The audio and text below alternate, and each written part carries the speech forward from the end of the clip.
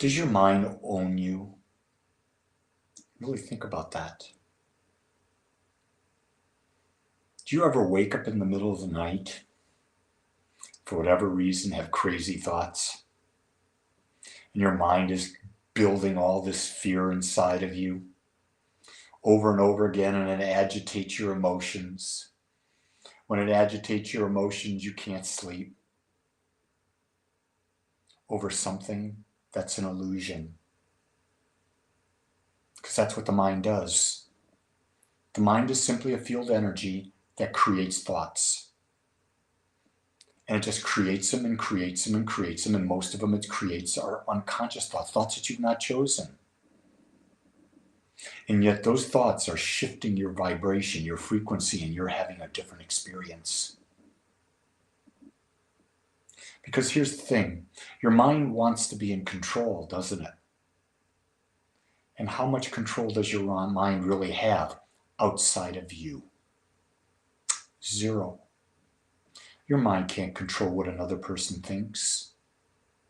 Your mind, think about it. Your mind can say something to someone and 100 people will take it 100 different ways.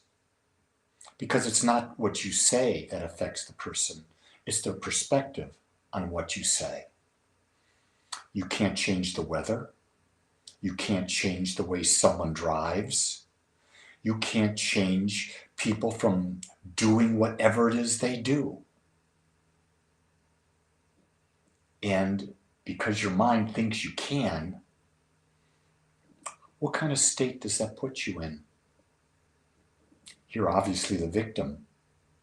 You're the victim of your mind because your mind owns you. So start to think about that for a second. Right now you're having a thought about what I'm saying.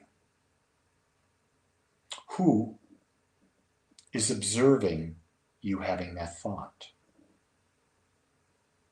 Who is observing the feeling you've attached to that thought? Now I'm asking you to go really deep within because it's not your mind. Something observes that you're having thoughts. Something observes that you have a mind.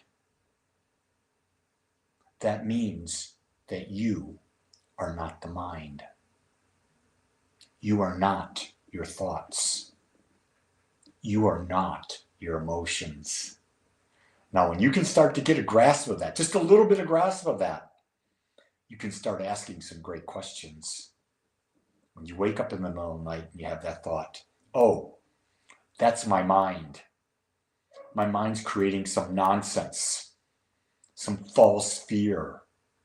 Think about it. How many times have you woken up in the middle of the night thinking about something that's caused you to feel upset or fearful, and none of it has ever been real?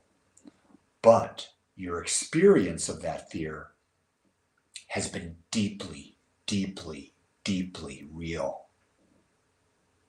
Because you bought into the aspect that you are the mind.